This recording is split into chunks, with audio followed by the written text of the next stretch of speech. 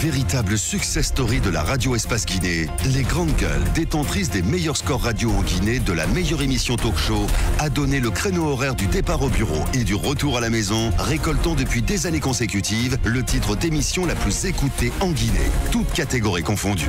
Un grand total de plus de 5 millions d'auditeurs ont été fidèles au talk show Les GG, diffusé jour après jour sur toutes les stations du réseau Adafo Média de 9h à 10h30, un exploit qui restera longtemps dans les annales de la bande FM en Guinée.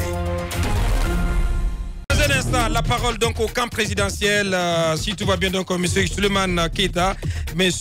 Souleymane Keita du RPG Cancel. Amadou Sow, c'est quand tu veux. On va essayer donc de l'appeler dans cette émission. Souleymane Keita, qui est conseiller à chargé des missions à la présidence, il est en même temps donc un cadre du Conseil national de la jeunesse du RPG Arc-en-Ciel. Dans un instant, donc, il va intervenir dans cette émission.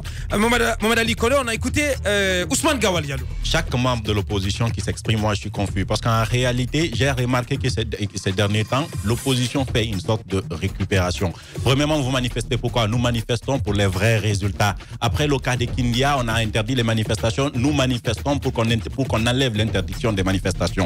Après, vous demandez dans un autre discours, on dit on manifeste pour que les élèves retournent en classe. Après, on manifeste pour autre chose. C'est-à-dire, chaque situation qui se pose, l'opposition essaye de manifester pour cela. Je comprends bien que c'est le propre des politiciens. Il faut présenter l'intérêt personnel comme étant l'intérêt général pour en tirer profit. Sinon, aujourd'hui, si, supposons qu'il y ait que le gouvernement demande à l'opposition, effectivement, de déterminer ou de faire, par exemple, une liste de leurs revendications, et pour que la première revendication soit satisfaite, je me demande laquelle l'opposition va présenter. Est-ce que ce sont les élections communales? Est-ce que c'est le retour des enfants à l'école? Est-ce que c'est contre la vie chère? C'est quoi au juste? Je crois qu'il y a une incohérence dans ces discours. Mohamed Ali Kone, donc nous avons en direct dans cette émission M. Souleymane Keita, il est du RPG Arc-en-Ciel. Les Grandes Gueules. Bonjour M. Keita. Bonjour mes chers frères, bonjour les Grandes Gueules. Bienvenue dans cette émission. Alors, polémique depuis cette sortie du Premier ministre hier, il est resté inflexible, intraitable sur la mesure d'interdiction des manifestations, mais aussi sur la grève du SLEG. On va essayer de distinguer dans un premier temps. On va aller tout droit sur cette polémique d'abord qui est née hier sur la nature du gaz qui aurait été utilisé par les forces de sécurité à l'occasion de la manifestation de l'opposition hier à Conakry. L'opposition parle de gaz toxiques, M. Souleymane Keita. Mais écoutez, je crois que nous sommes dans une démocratie et la liberté d'expression est consacrée en Guinée. Et depuis l'arrivée du poste Alpha Condé au pouvoir, il s'est toujours investi pour que l'ensemble des couches sociales du pays puissent s'exprimer lorsqu'ils en ressentent le besoin. Pour ce qui concerne le maintien de l'ordre, à l'arrivée du poste Alpha Condé au pouvoir, il s'est investi dans le cadre de la réforme des postes de défense et de sécurité qui aujourd'hui porte ses fruits et tout le monde est convaincu que l'armée guinéenne aujourd'hui est devenue républicaine. Le maintien d'ordre se fait avec les forces régaliennes. Oui, on connaît tout ça. Tout le monde n'est pas convaincu. On parle de deux choses là, de la nature du gaz, mais aussi de cette violence qui a été exercée contre des opposants jusqu'au domicile de la cellule d'Alain Diallo. Quand même, c'est très grave, M. Keita. Des militants qui se sont évanouis dans la cour de cellule d'Alain Diallo et certains qui ont vomi. C'est ce que je vous dis. Le maintien d'ordre, comme vous le savez, a toujours été fait en Guinée, en tout cas depuis que le poste Alpha Condé est là, par la gendarmerie et par la police avec des armes conventionnelles. Et je crois que si on avait utilisé autre chose, je pouvais comprendre. Il s'agit des gaz lacrymogènes. Maintenant, on nous a eu des informations à travers vous et à travers certains opposants, comme quoi on a utilisé des gaz qui n'étaient pas conventionnels. Je crois qu'il appartient aux spécialistes d'en démontrer le contraire. Ce qui reste clair. D'abord, la marche dont il est question est une marche qui a été interdite. Je ne comprends pas comment se fait-il que des gens qui prétendent gouverner le pays... Oui, mais comment comprendre cette interdiction systématique de toutes les manifestations? Même un marathon que voulaient organiser des organismes de défense des droits de l'homme, vous interdisez tout systématiquement, M. Keita. Comment est-ce possible? Non, ce n'est pas une interdiction systématique. C'est une mesure spéciale qui est prise. Parce que vous savez tous, dans ces derniers temps, on a assisté à des manifestations. Monsieur Keita, si vous permettez, comment comprenez-vous que pendant une manifestation, on peut comprendre par exemple qu'on dise aux gens de quitter les rues. Mais est-ce que vous pouvez nous expliquer les raisons qui poussent des agents des maintiens de l'ordre de pulvériser un domicile privé. Est-ce que c'est prévu par la loi? Ça, c'est ma première question. L'autre question, c'est ce temps qui ne cesse de s'étirer par rapport à l'installation de ces exécutifs communaux. Est-ce que vous comprenez cela? Qu'on organise des élections en février et jusqu'à maintenant, ça va faire un an. Ça parce va que faire un an en février prochain. Ouais. On n'a pas fini de les installer. Comment vous comprenez cela, vous? La première question, c'est vous parlez de pulvérisation du domicile privé. En ce que je sache, ça n'a jamais été le cas. Les forces de défense, enfin. On a vu ça à la télé hier. On peut vous montrer les images. Vous n'allez pas dire ça. Sur le terrain. Vous n'allez pas dire ça, monsieur Keita. Ils ont montré des gens évanouis. Ils ont montré les étuis de gaz qui se retrouvaient dans le domicile privé du chef de l'opposition. Vous n'allez pas dire ça quand même. Vous n'allez pas nier la réalité en plein midi.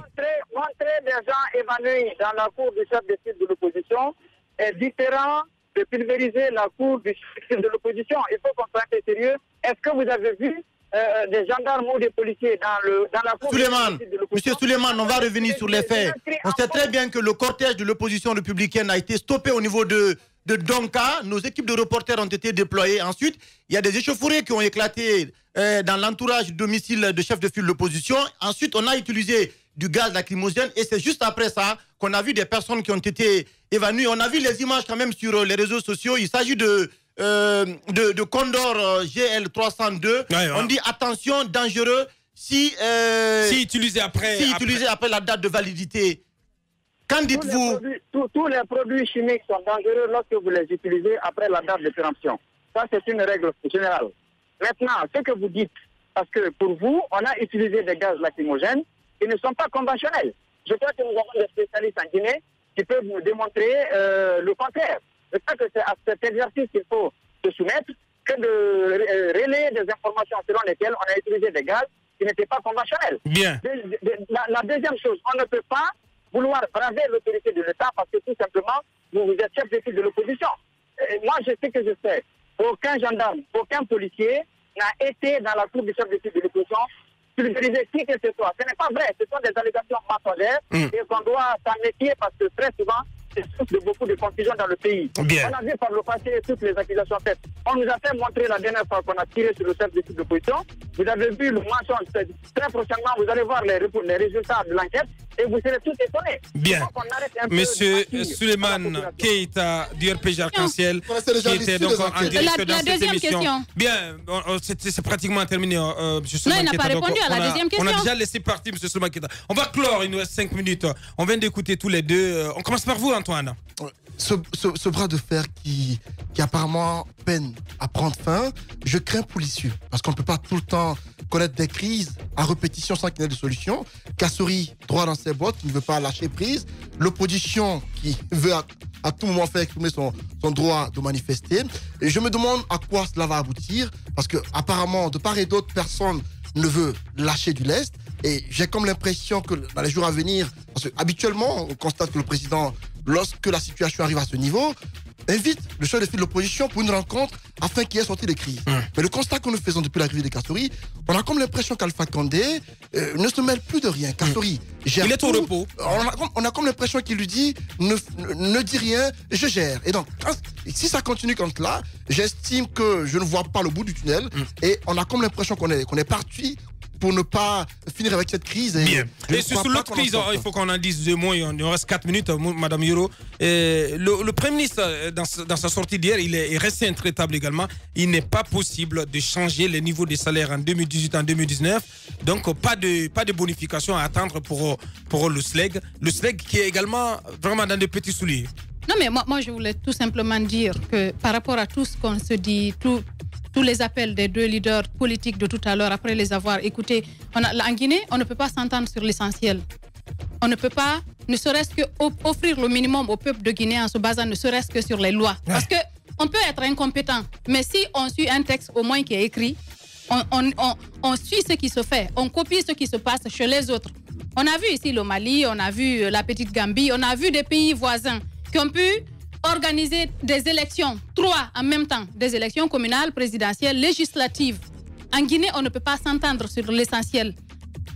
Un touriste ne peut pas prendre, comme on appelle, son billet d'avion pour dire qu'il va venir en Guinée pour passer ses vacances aujourd'hui. Pourquoi? Parce que 1, 2, c'est des manifestations. 1, 2, c'est des manifestations. Quand on ne manifeste pas lundi, on manifeste jeudi. Bien. Quand vous ne savez pas quel jour vous pouvez sortir et arriver à votre bureau sain et sauf. Je pense qu'à un moment donné, il faudrait qu'on s'entende sur l'essentiel. Il ne faut pas qu'on soit dans un pays où on n'organise pas les élections à temps, ou bien quand on les organise, on ne finalise pas, on n'installe pas les exécutifs communaux. Qu'on soit dans un pays où on ne peut pas organiser des manifestations, même quand vous êtes activiste des droits de l'homme, quand vous êtes agent de la société civile, qui que vous soyez, qu'on soit dans un pays où les enfants ne vont pas à l'école. Je pense qu'il faut réfléchir et essayer de trouver des pistes de solutions. Allez-y, Basseko, en 30 secondes. En 30 secondes, la Guinée traverse 2 crises majeures. La première... Et on n'est pas prêt d'en sortir. Justement, on est dans l'impasse. Une première crise est liée... comment on appelle, à la politique. À la politique née donc de cette violation, dit-on, de l'accord politique de 8 dernier. L'autre crise, c'est la crise dans le secteur de l'éducation. Vous le savez, aujourd'hui, le gouvernement est très clair et très droit dans ses bottes, mais ce que je ne comprends pas, il y a eu récemment cette manifestation des Gilets jaunes du côté de la France.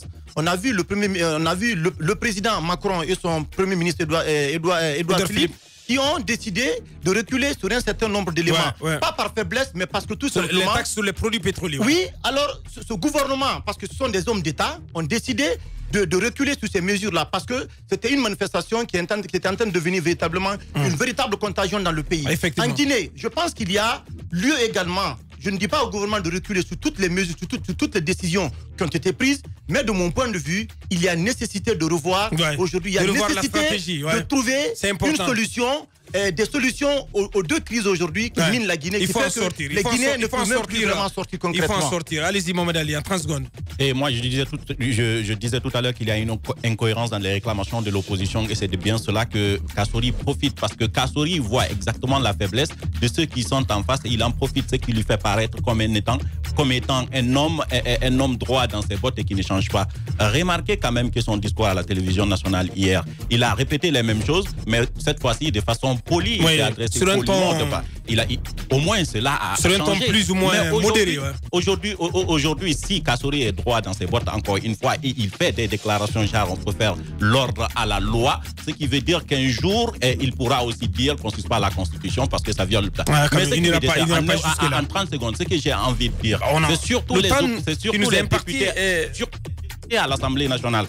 Antoine a tout de suite parlé de leur bilan, mais ils disent que les élèves ne vont pas à l'école. Chacun individuellement interrogé dit qu'il se rebelle contre cela, il n'est pas d'accord. Mais pendant ce temps, ils siègent à l'institution et ils prennent leur prime. On va permettre à Jacques de dire 2 mots pour clore Jacques. Rapidement, moi je pense que pour le SLEG, il faut que les gens trouvent des mots justes à l'endroit du Premier ministre pour qu'ils voient dans quelle mesure il peut, n'est-ce pas, quand même améliorer. Non, le problème aujourd'hui, c'est que le Premier ministre demande que le SLEG suspende d'abord sa grève avant que les négociations reprennent. C'est ça le problème. Non, ça ne marchera pas. Au fait, ce que j'ai envie de dire... C'est ça la pomme de discorde, finalement. Ce que j'ai envie de dire, c'est que le Premier ministre, disons, dans cette crise, c'est lui qui est fort. Il faut le reconnaître. Maintenant, puisqu'il s'est senti assez fort, il va falloir qu'il voit l'autre côté. Comment faire en sorte que les enseignants puissent quand même vivre parce que ce sont des pères de famille. Il faut leur laisser une petite voix pour sortir la tête haute de cette crise. Merci à vous, Jacques. Merci à tous les 4. Merci. Bien, merci Jacques. On a largement dépassé déjà le temps qui nous est imparti. Merci déjà à Mamadou Sow pour cette petite largesse. Merci à Mamadou Kondé. Merci à notre équipe de cadrage. Vous nous avez regardé à la télévision depuis Sangaredi, mais aussi depuis Cancan. Merci de votre fidélité. On remet ça dès lundi avec le Turbo. Portez-vous bien. Au revoir.